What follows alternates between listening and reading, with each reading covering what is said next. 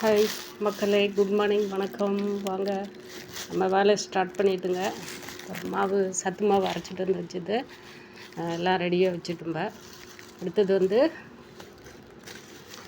1/2 kg பாட்டில் வாங்கிட்டு வந்து எல்லாம் க்ளீன் பண்ணி எடுத்து வச்சுருக்குறோங்க. மீதி எல்லாமே பிரிக்காமல் இருக்குது. இதெல்லாமே அப்புறமா வந்து பிரிச்சுக்கலாம்னு சொல்லிவிட்டு கவருங்களில் இருக்கிறதெல்லாம் அப்புறமா பிரிச்சுக்கலாம்னு சொல்லிட்டு விட்டுருக்குங்க. ஏன்னா இப்போ இன்றைக்கி கொஞ்சம் வெள்ளிக்கிழமை நல்ல நாள். நம்ம ஜீசஸ் மூலியமாக இருக்கிறவங்களுக்கு எல்லாருக்குமே வந்து வாழ்த்துக்கள். அவங்க எல்லாருமே வந்து கல்லறை திருநாள் நல்லா கொண்டாட்டம். எல்லாருக்குமே நல்வாழ்த்துக்கள். கல்லறை திருநாள்.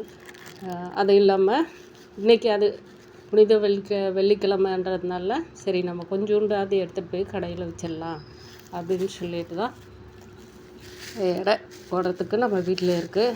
இது மேலே பேக்கிங் பண்ணுறதுக்கு இந்த சில்வர் தட்டு எல்லாமே வந்து எப்போவுமே ஊறுகாயிலேருந்து எல்லாமே வந்து கரெக்டாக தாங்க செய்யலாம்.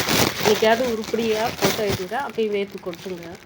அதெல்லாம் சரி இருக்கலாம் அப்படின்னு சொல்லிட்டு தான். ஏன்னா நான் ஃபுல்லாகவே வந்து வேர்த்து கொட்டி ஒரு கசகசன்னு ஆகிடுதுங்களா.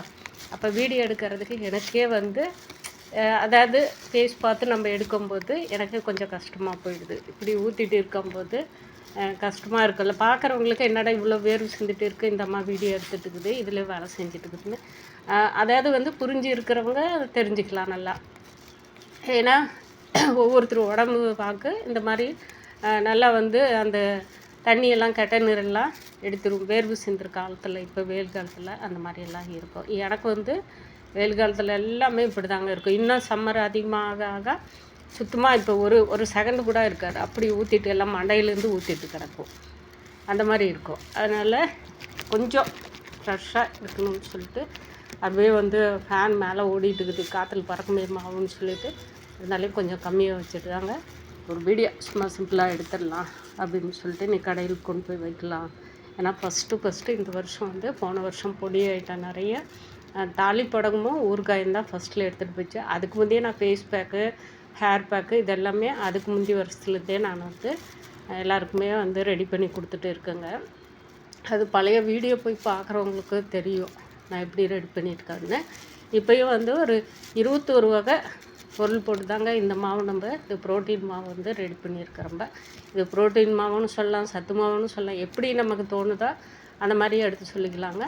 ஆனால் வந்து ரொம்ப நல்லா இருக்குது. நேற்று வந்து நம்ம ஐயனுக்கு வந்து கனகம்பட்டி ஐயன் எங்கள் அப்பாவுக்கு வந்து நான் நேற்று சும்மா வந்து கொஞ்சோண்டு பாயசம் மாதிரி வச்சு நான் படைச்சேங்க. அது சாப்பிட்டேன் நான். நல்லா நாட்டு சக்கரை போட்டு தான் அது செஞ்சேன். ரொம்ப அற்புதமாக இருந்தது. இதுக்கு நான் வந்து ஏலக்காய், நாட்டு சக்கரை எல்லாமே போட்டிருக்கிறேன். சரி, உப்பும் போட்டிருப்பேன், கல் உப்பும்.